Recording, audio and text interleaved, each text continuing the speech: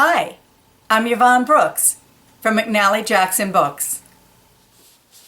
Today we're going to read The Barnabas Project by the Fan brothers, Terry, Eric, and Devin Fan. We'll take the jacket off. It's always a little easier to read that way. Ooh, look at this. Looks very scientific. There's a mouse plus an elephant equals ? And there's a DNA helix strand. You see that? And there's all these formula looking things. It says mouse. You can turn it over. Possible names: Barnabas, Barnaby, Willoughby. And they circled Barnabas. And here's some more formulas and some more strands of DNA. And look at all of the chemistry symbols. And they put all of these different things together.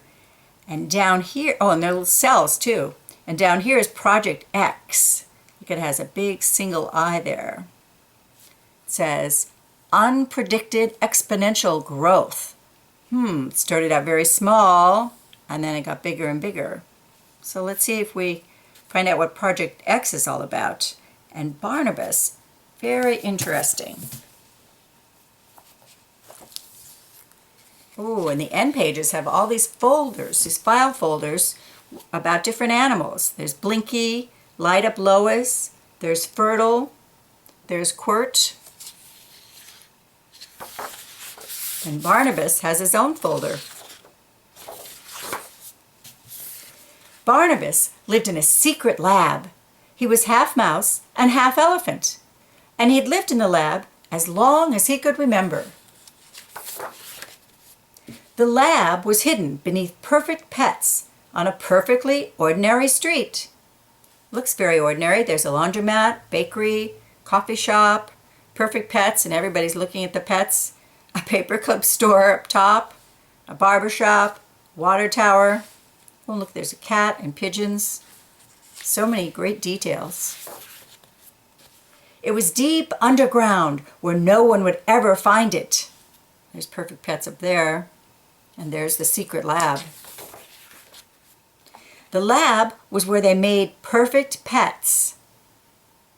Except Barnabas wasn't quite perfect. He had been put in a part of the lab called failed projects. His home was rather small, but that just meant it was easier to keep tidy.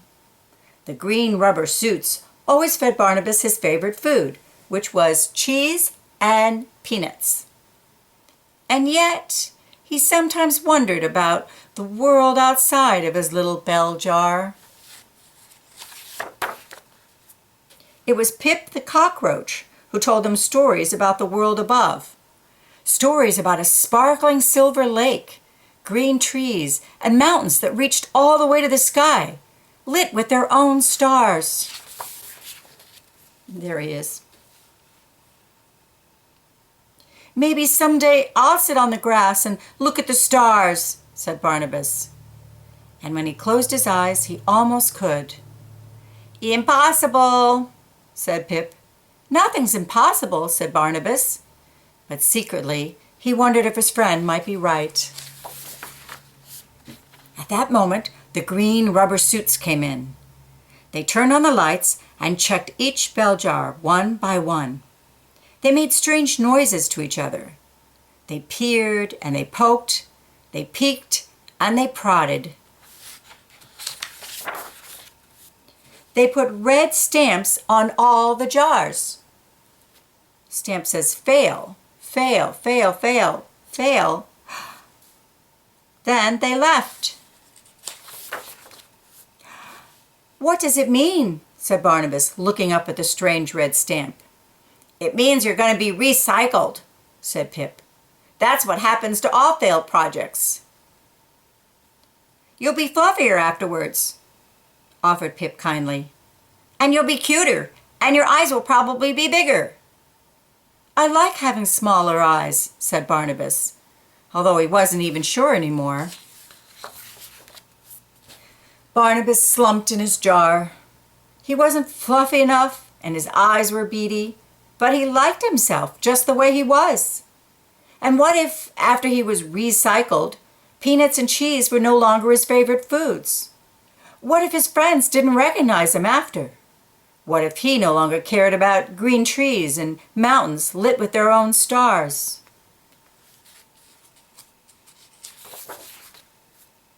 "We need to escape," said Barnabas suddenly. The other failed projects gasped, but then they cheered. "Impossible," said Pip. "Nothing is impossible," said Barnabas. He took a step back and he kicked as hard as he could. He charged the glass, but the bell jar was much stronger than he was. Finally, Barnabas made a sad sound with his trunk. Honk! A tiny crack appeared. Look at that. Whoa!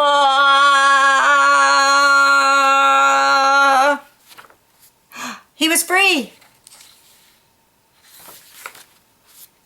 Then he freed the others, the dust bunnies, Light Up Lois, Bumble Bear, the Amatax, Mushroom Sloth, Wally the Ripper, Stick 1 and Stick 2, Quirt, Moshi, Pompidou, Fertile, Blinky the Bottlemogs, Lowell, Percival, Spike, Pinto, Chloe, Peep, Leaf. All of them. You have to understand, they had never been outside of their jars before. There was quite a commotion. They whooped and sang. They chirped and hooted. They stretched their legs and jumped for joy. When they calmed down a bit, they peeked over the edge. The floor was far below. See, they're in the lab. "Now what?" asked Quirt. "We have to work together," said Barnabas. One by one, they helped each other down. And you see, this octopus creature has such long arms, he can let everyone down and then get himself down. Until they finally reached the floor. "Shh," said Barnabas, and they all fell silent. Then they heard it too. Footsteps in the corridor outside. See the sloth there? "Quick," said Barnabas, "we can go through here." There's a fan. It looks like a tunnel there, right? He didn't like dark places, but the footsteps were getting closer. Everyone crawled into the vent, with Light Up Lois leading the way. It was a tight squeeze for some of them. The vent led into the most secret part of the secret lab. They all looked up. Whoa, look at this creature, the big eye. Oh, and look what happens here. Now the book becomes very long. Let's see if we can read it this way. What do you think? "We need to run," cried Pip. But Barnabas couldn't run. The great, sad eye seemed to be looking directly at him. And here's the bottom part. "We can't leave him behind," said Barnabas. "It's scary," said Pip. "It's monstrous," said Quirt. "It's appalling," said Amatax. "It's a failed project," said Barnabas. "Just like us."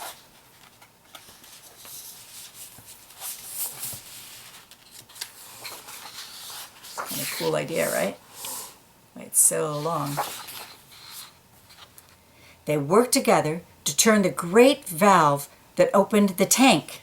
You see that? He's in a tank.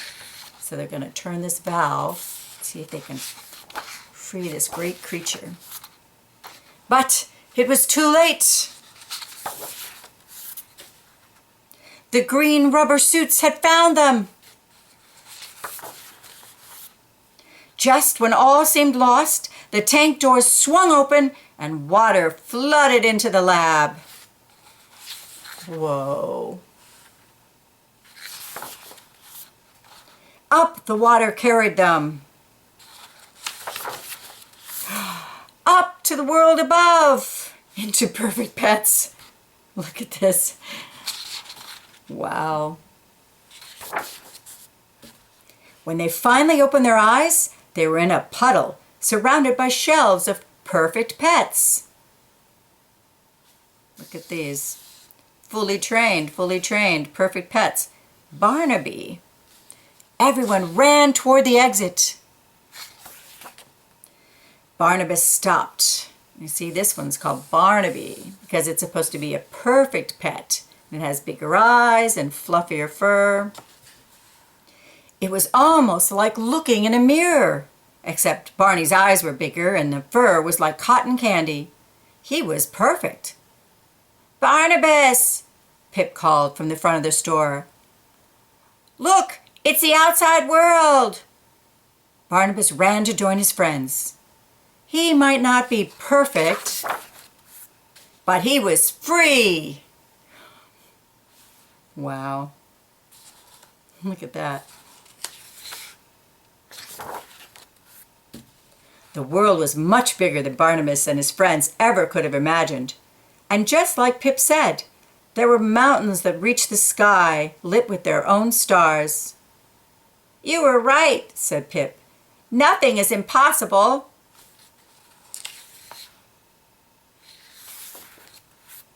Soon they found a place full of sunshine and happy noise, green trees and soft grass. A place that might be home. And they all have a little place there, right? It wasn't always easy. See this peanut, how high up it is there on the bench?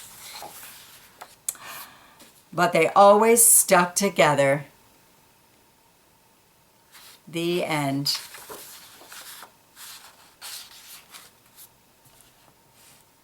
And there's the shells inside Perfect Pets. Hope you enjoyed the Barnabas Project.